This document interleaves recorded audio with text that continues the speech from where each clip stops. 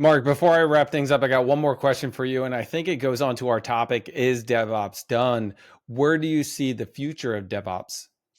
I particularly see it taking a pivot. Right now, like I was mentioning, it's a very engineering centric process, and a whole set of engineering centric tooling. But those problems are not artistic problem solving anymore. Solving those problems is more science these days. And so we can productize those things. And so when you can do that, you can go back to enabling those other players on the team.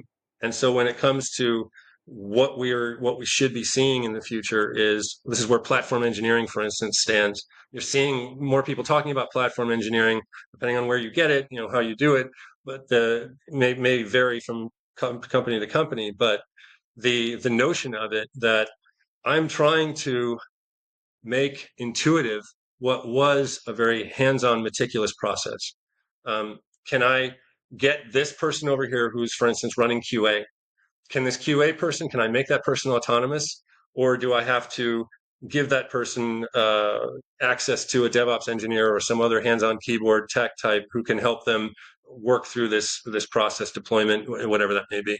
So the more autonomy that I think we're going to start seeing, because we're going to see more standardization, because we have more understanding of what these processes are. And so I think a more fluid environment and a more fluid team is going to result from this. I think in general, that's the way I see it.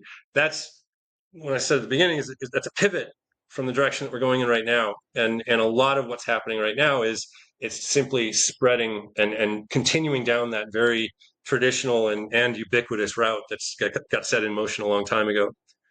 So some things like uh, the advent of environments on demand, where you can say, well, it used to be that I had to coordinate the development of if we wanted to put a dev environment together or a test environment together, it was a lot of work and a few meetings and a couple other things that needed to happen, including some budget that had to change hands. Whereas now we can do that on demand in a matter of seconds. And so what does that mean? Well, it means a lot more autonomy and it means a lot more fluidity in the way we work together. And so that type of thing it's now intuitive. It's not a technical process. And so what happens? We develop and evolve within that. I mean, I think a good example of that is if it took a DevOps engineer to bend my elbow, if this little process of bending my elbow and taking a sip required a YAML script and a DevOps engineer and a coordination meeting, we wouldn't have cocktail parties.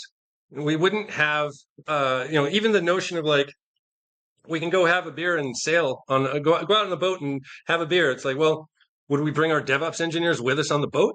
Like, we just wouldn't do that if we were going to an Well, interview. that depends, man. What's that? I said, well, that Yeah, depends. Maybe I might bring them with of it course we want them there. They've been doing to a open great the job. beer. Yeah, all right, Yeah, but exactly. We got to give them praise because it's yeah, working. exactly.